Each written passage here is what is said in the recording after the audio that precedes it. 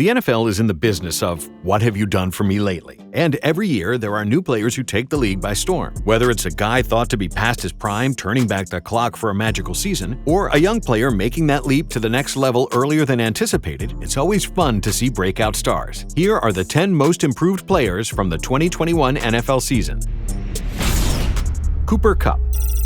When the Rams sent Jared Goff to Detroit, there were questions and concerns regarding what Kupp's numbers would look like with Matthew Stafford at the helm. Kupp and Goff had developed a chemistry that was very easy to see. In 2020 and 2019, with Goff, Kupp amassed over 2,000 receiving yards and 13 receiving touchdowns. So it was natural to wonder if that level of production could be replicated with someone else. Well, that connection between Kupp and his QB actually, somehow, got even stronger after the new guy got to town. During the regular season, Kupp had 145 catches for 1,947 yards, while hauling in an eye-popping 16 receiving touchdowns to go with. He led the league in receiving touchdowns by 2, receptions by 22, and receiving yards by over 300, becoming the first receiver since 2005 to capture the Triple Crown. Kupp's production in this one season was essentially equivalent to the previous 2 combined, and he earned his first ever Pro Bowl and first-team All-Pro nod. His impact and growth this season can be best summed up by the final drive of the Rams' dramatic win over the Bucs in the divisional round. With the season on the line and all of the momentum on Tampa's side, number 10 rose to the occasion by snagging a 44-yard bomb to ice the game. Deebo Samuel.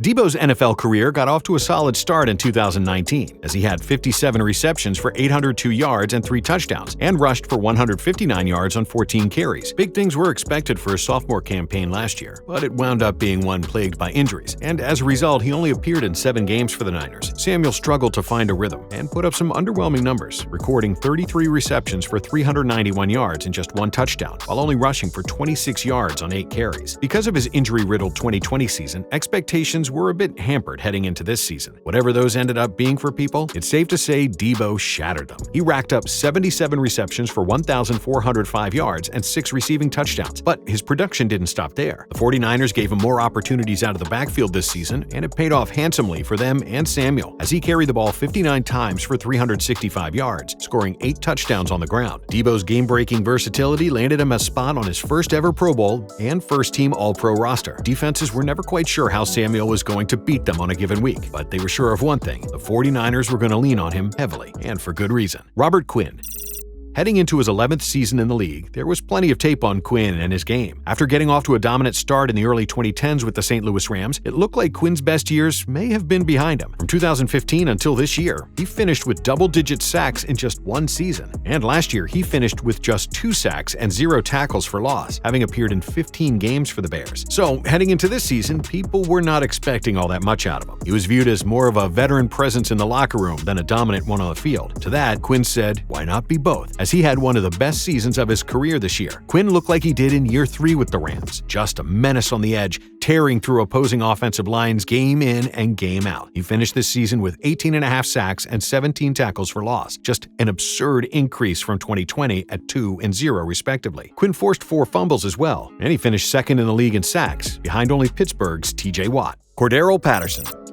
Patterson is another example of a player who most assumed was past his prime because of his numbers in recent years. While it was known that he could be a Swiss Army knife playing running back and wide receiver, he hadn't done much at either position lately. In his previous 2 seasons with the Bears, Patterson ran the ball a total of 81 times for 335 yards and 1 touchdown, while catching 33 passes for 215 yards without a receiving touchdown. He had been relegated to more of a return specialist than a featured member of the Chicago offense. So when the Falcons signed him this past offseason for a 1-year, $3 million deal, nobody thought much of it, and who could blame them? Deals like that typically aren't reserved for current Pro Bowl running backs or receivers. With the season Patterson wound up having in 2021, that contract now actually seems like highway robbery for the Falcons. Patterson showed he can still do much more than simply return kicks, as he was one of the lone bright spots in a rough season for Atlanta. He was the straw that stirred their offense, running the ball 153 times for 618 yards and scoring 6 rushing touchdowns, while also hauling in 52 catches for 548 yards and 5 touchdowns. With such a drastic increase in production like that, it's safe to say his next contract will be a bit more lucrative. Trayvon Diggs.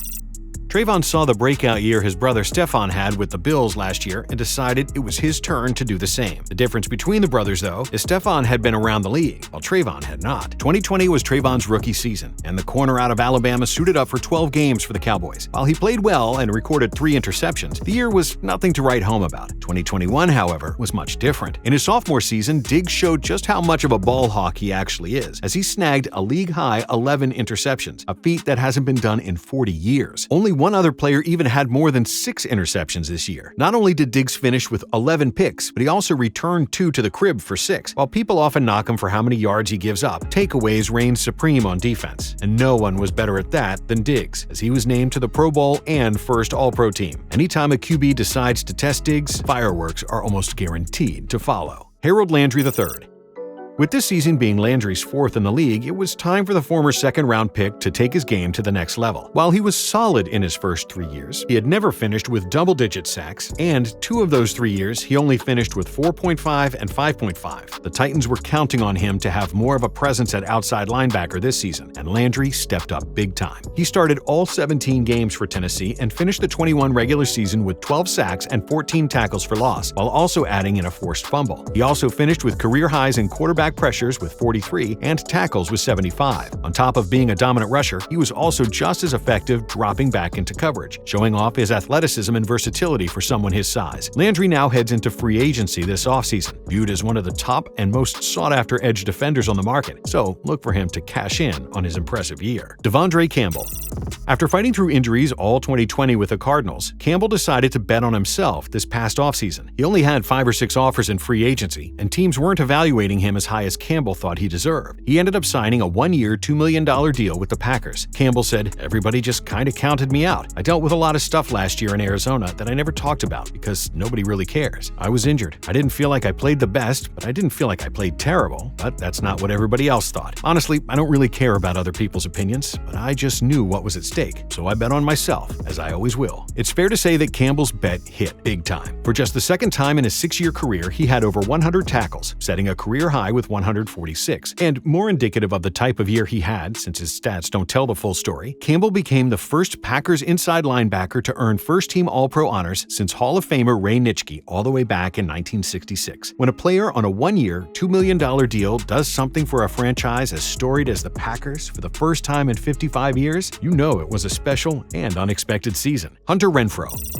In his first 2 seasons in the league, Renfrow produced at a respectable level for a 5th-round draft pick. Players taken that late really aren't expected to turn into stars, and when they do, it's like finding a diamond in the rough. So the Raiders were generally pleased with what Renfrow was able to do in his first 2 years. In both seasons, he caught around 50 balls for a little over 600 yards, scoring 4 and 2 touchdowns respectively. Heading into 2021, Vegas was expecting a bit of an increase from that, but again would be a pleasant surprise for where they drafted him. So what did Renfrow do this year? He established himself as one of the top slot receivers in the entire league, nearly doubling his production in every category. He finished this year with 103 receptions for 1,038 yards and 9 touchdowns. From week 1, it was clear that he was going to be one of Carr's favorite targets this season, and Renfrow proved himself to be very reliable and consistent in the process. Third and Renfrow became his tagline, as the Raiders called his number anytime they needed a big conversion. No matter the coverage or attention placed on him, with his elite route running, getting open was never a problem. Joe Burrow.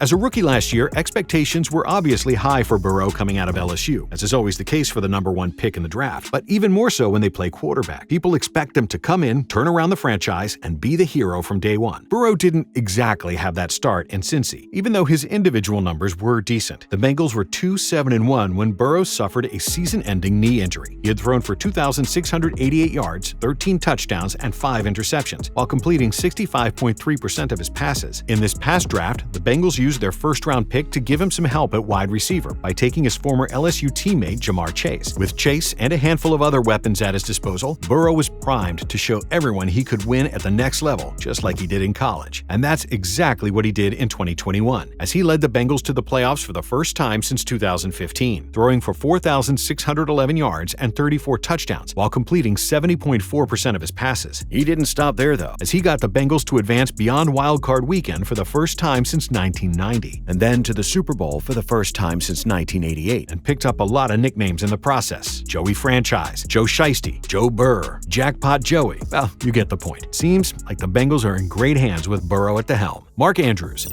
Andrews arrived in Baltimore as part of the same draft class as Lamar Jackson, and the connection and chemistry between the two has only grown since. After an okay rookie season where Andrews caught 34 passes for 552 yards and 3 touchdowns, his role in the offense grew in years 2 and 3. His sophomore year, he had 64 catches for 852 yards and 10 touchdowns before taking a bit of a step back in 2020, with 58 catches for 701 yards and 7 touchdowns. It was clear, though, that Lamar trusted Andrews and viewed him as a safety blanket at times. This season, that trust resulted in Andrews being named first-team All-Pro and breaking 2 franchise records in the process. He set Ravens' season records with 107 receptions and 1,361 receiving yards, while adding 9 touchdowns. It should also be noted that Andrews managed to do all this with Lamar missing 5 games. While the answer for best tight end in the league used to almost universally be Travis Kelce, this season has Andrews' name now firmly in that conversation.